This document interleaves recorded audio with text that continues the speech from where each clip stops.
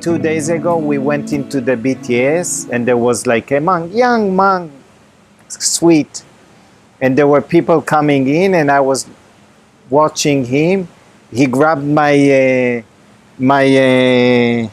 shirt, pulled me a little bit closer so other people can come in. So was no just pull. So basically that's the same analogy. We pulling the mind back to yourself. Just yeah. And what is happening here is that it's when the attention is going in, is like the words, the presence pushes the mind in, and then the presence from within pulls the mind in like a magnet. It's like, I see it's the path of least resistance. If I would try from the mind perspective to fight with the mind, it will always win. Why will it always win? Because it's a reactivity. Fighting is reactivity, so reacting to the reactivity always generates more reactivity. That's why it's always win. So it's to lead the mind in a loving, kind, open, expansive way, light, illuminated, to you back to yourself. So it chooses the self. Yes, because in Vashista is pointing, the nature of the mind is to seek the self in order to dissolve into the self. That means everything we desire is in order for the desire to be dissolved. That's right? Natural. Yeah, I want a car, and now I'm like, when I'm going to get the car, I have to work so hard for the car, I have the money for the car, and then I don't know which car, and I'm thinking about the car, and then I'm walking around looking for different cars. The moment I like, oh, this is the car I like, the mind already quiet down. The moment I get the car, the desire is gone, finished. So when the mind does that, desires it, but it also has a tendency to come back out. Yeah, because it desired the object, it believes that the object, with only when I get what I desire, I will be desireless, isn't it? Yes.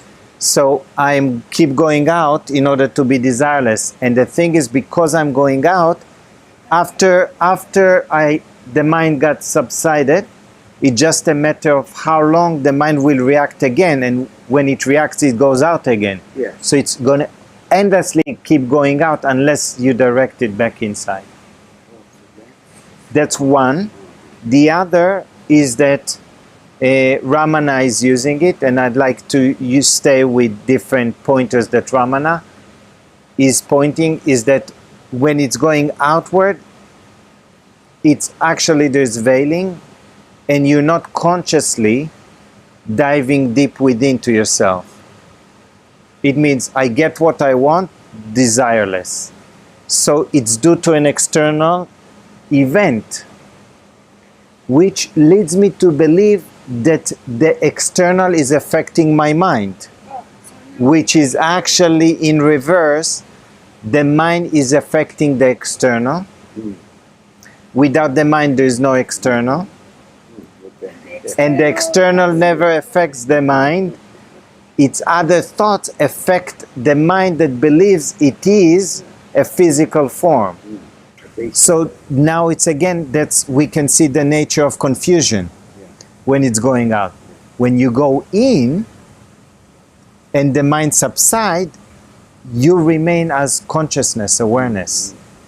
And then the mind is not looking for an object to subside. So it can start to rest more and more and more. When I want an object and I get what I want, the mind subsides. The desire would be gone, and then right away the mind is out again to another object. Right? Let's say I get the car, I'm happy, wow, I'm sitting in the car, and then it says, wow, it would really nice if I will buy a new whatever. So now already the mind went out again.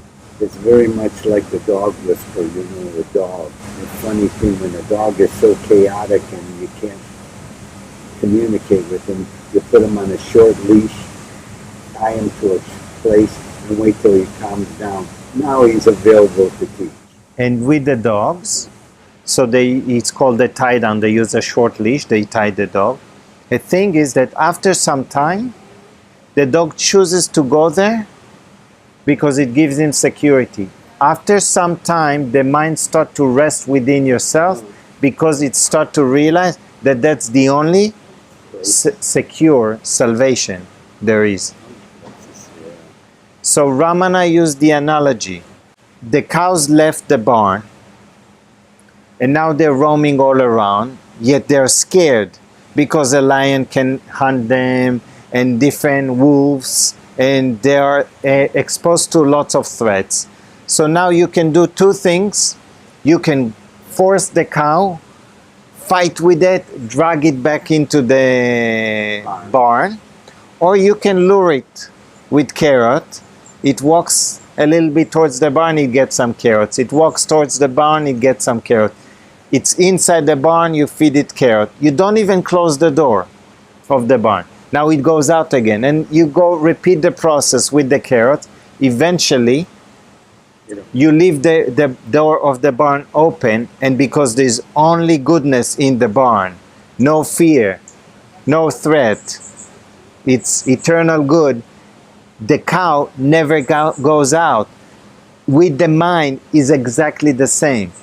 As you bring it back to yourself, as it starts to abide, that have the self as its abode, right? It doesn't live out anymore. It's just, all we see is just the reflection of mind. Everything we see is mind. This is why in ancient time they always got the seeker to observe nature. Observe the wind, observe how everything plays out, like how, for example, soft overcomes the hard. So they would watch the tree and they would say willow tree and the storm breaks, and then they would watch the bamboo and it bends, and then when the storm over and it comes back. So they say how soft overcomes the hard. So how can I be soft with what arises within me? If I would be hard, judgmental, harsh, then I would easily break. What does it mean, break? Be more reactive, longer. If I would find softness within me, very quickly, it will shift.